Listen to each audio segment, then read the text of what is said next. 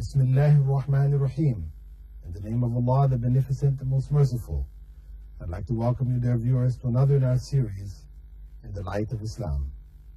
Assalamu alaikum wa rahmatullahi wa barakatuh. May Allah's peace and blessings be on each and every one of you. In this segment of our series, we'll be looking at a series of questions which have come from Dubai. Brother Yusuf Murad writes us from Dubai, asking a series of questions concerning the lotteries and what is the position of Muslims with regards to them. The letter, which has a series of questions, reads as follows. Dear Dr. Bilal Phillips, Assalamu alaikum wa rahmatullah. I watched your program In the Light of Islam and really enjoyed it. It is an excellent way to increase knowledge and to clear the many doubts and misconceptions in today's society. One of the questions I'd like to ask is about lotteries, which are quite popular over here. Is it permissible to buy lottery tickets? Is the first question. Is it permissible to buy lottery tickets? No, it is not. Lotteries are a form of gambling. According to Islamic law, gambling has been prohibited. Allah clearly states it in the Quran, where He said that gambling has been prohibited for you, so avoid it totally. And anything which involves a person paying out a certain amount of money for an opportunity to win a large prize, this is gambling. Whatever name it may be given, whether it's under the name of casino, or it's under the name of lottery, or it's under the name of bingo, or it's under, whatever names where people pay for a chance to win certain prizes, these are forbidden in Islam. The second question, are the winnings from the lottery ticket halal? Well, if the purchase of the ticket is itself forbidden, then naturally the winnings, the earnings from the product of that purchase is going to also be forbidden. The third question, if no, then can it be given as charity to build schools, hospitals, or sadaqah to the poor?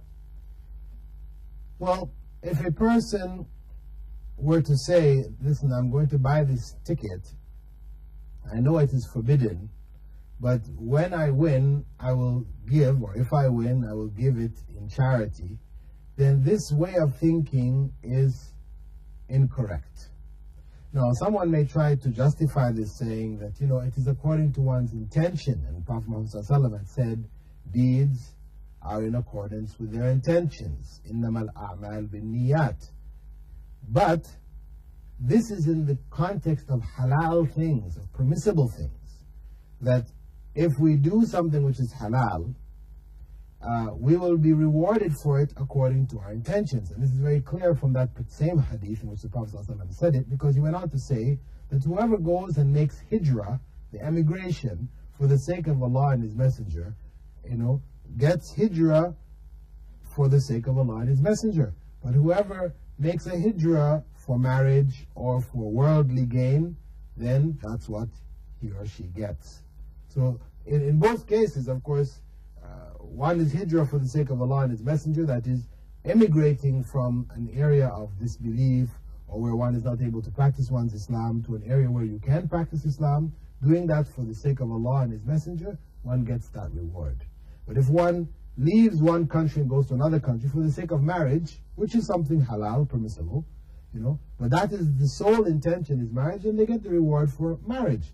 But they would not get the reward for emigrating for the sake of Allah and His Messenger. Though they may be leaving also a country in which Islam is not practiced to a country where Islam is practiced.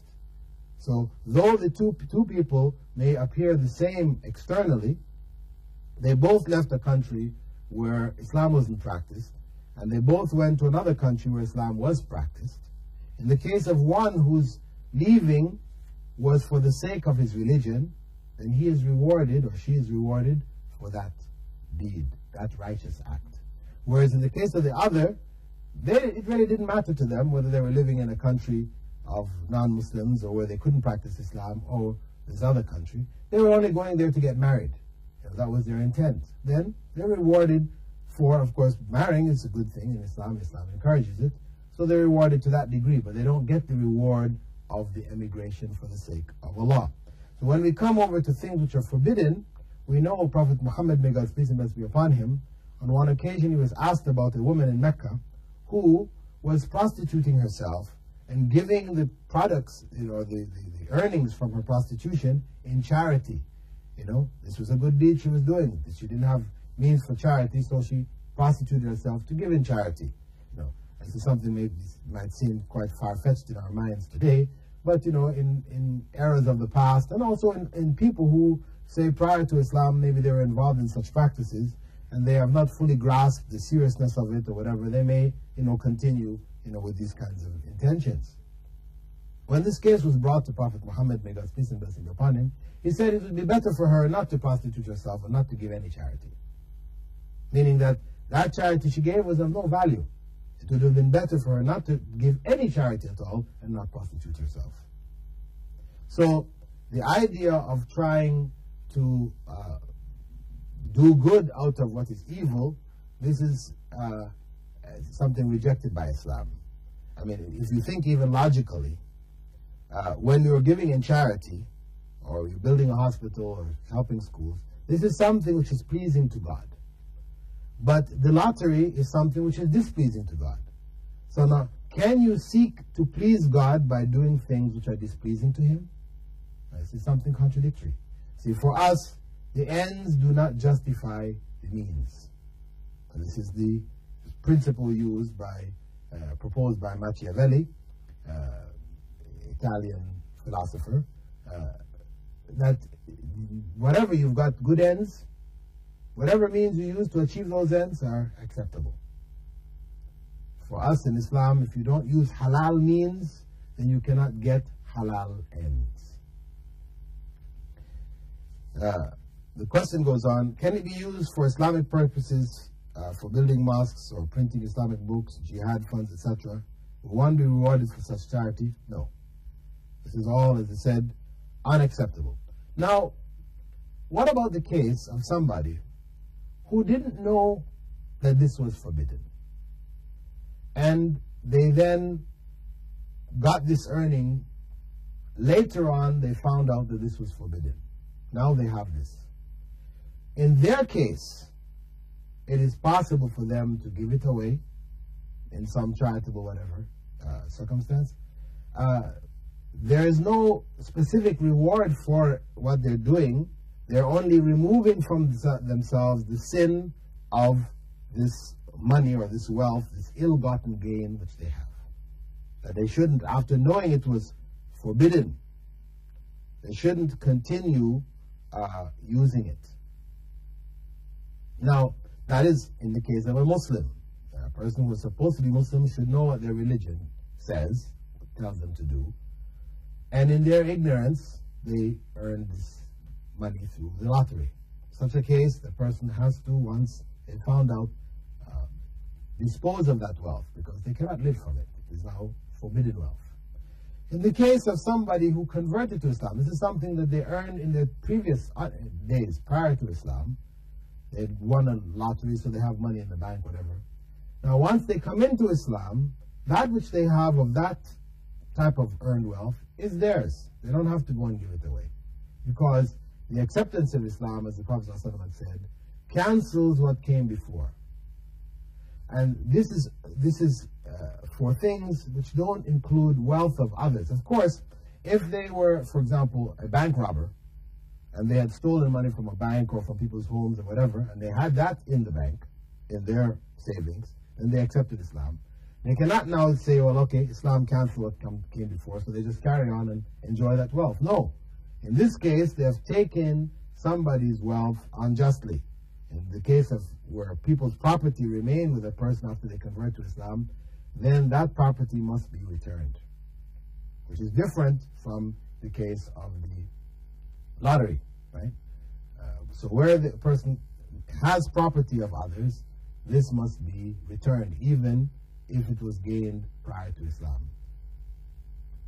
Now, the question may also arise that if somebody had taken something years before, and they have no idea now where the owner is, who the owner is anymore, but they still have it. They know that this was stolen property. What do? Then this should also be given away in some charity or whatever.